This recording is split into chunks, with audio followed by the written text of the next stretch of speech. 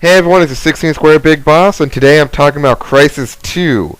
Okay, not just Crysis 2, but Crysis in general. So back when Crysis first came out, you needed the best of the best computer system to run this game on all maxed out settings. PC gamers cried and complained about this. It's not like Crytek didn't know the game was so demanding. They adjusted the game so that you can run the game on low settings and it will still look like a good game and run on lower end systems perfectly fine. PC gamers weren't okay with this. Even I myself was disappointed that even my brand new gaming PC of 2007 couldn't even run the game on max settings. But it ran on a pretty good setting with good frame rate.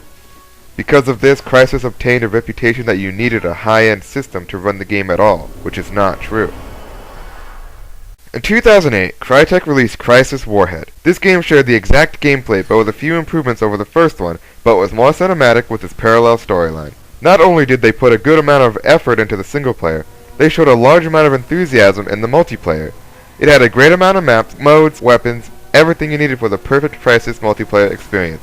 The game sold well, the Crysis popularity rose, but multiplayer community didn't stick. Crytek, using its My Crysis website, released free weekends just for Crysis Wars to up the amount of players. It worked, but it didn't last for long. I remember being part of every free weekend event, and then eventually I ended up buying the game. A year or so later, Crysis 2 was announced along with a disturbing fact. It was also going to be on the consoles. When I heard this, I knew the PC community flipped inside out. I know I did. Reason being is that the console ports on the PC, let's just say they have a bad reputation. Crysis, being a big PC game known for its graphics, there was no way they could bring that same experience to the consoles without destroying what Crysis was. Even though this was happening, I saw some videos, saw some pictures, which gave me hope. Thank you very much. Months before the release of Crysis 2, I was invited to the Crysis 2 beta. As I read the invitation more carefully, I then realized it was for the Xbox 360. Here I was beginning to worry. I wasn't sure if I was going to like the way they were going with Crysis. Eventually I started playing the demo and I was blown away. I didn't even care how terrible I was at the game using a controller.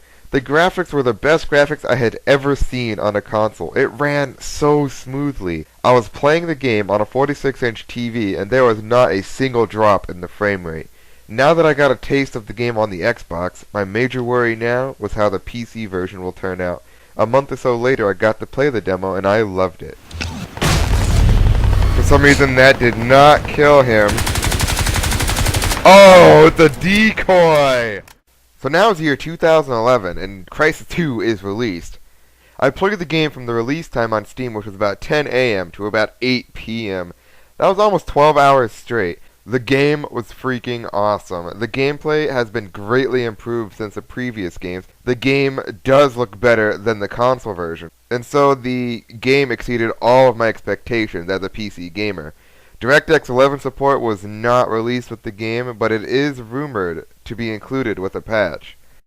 It's not just something that's tacked on to the end of single player. This is a big game to go toe-to-toe with the top games out there. There are some bugs with the multiplayer, but I'm sure Crytek is hard at work on fixing all of these bugs. Other than that, I can't find a single reason why PC gamers would not like this game.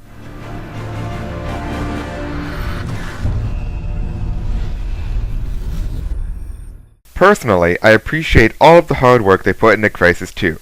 The PC version of Crysis 2 was not some dumb console port. According to the interviews from Crytek developers, the game was made PC first and then slowly transitioned onto the consoles. Crytek has learned from previous games, bringing Crysis to more gamers by bringing it to the consoles while it is also on the PC. People do not realize this, but the direction Crytek went in was not a bad one. Crytek has completely stripped down the CryEngine 2 and rebuilt it into what is now CryEngine 3. Achieved with CryEngine 3. Now looking back at Crysis 1, you can see what they wanted this game to be. At least, this is what I got out of it. A first-person cinematic action-adventure game with amazing realistic graphics. Getting it as close to movie realism as possible with special effects, motion blur, and color correction. Rebuilding the CryEngine, they improved the cinematic feel and gameplay.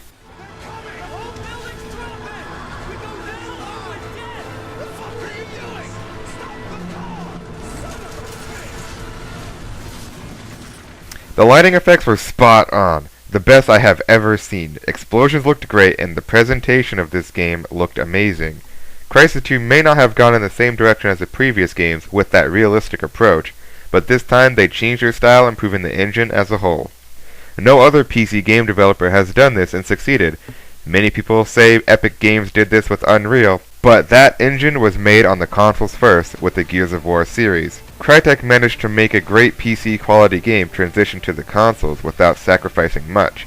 PC gamers complained about having to sacrifice graphics for FPS, but Crytek has done it right this time. I can hardly tell the difference between the lowest and highest setting.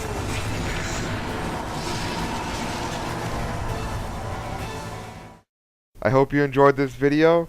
Please subscribe at the bottom right hand corner and more videos will come. This is Big Boss, signing out.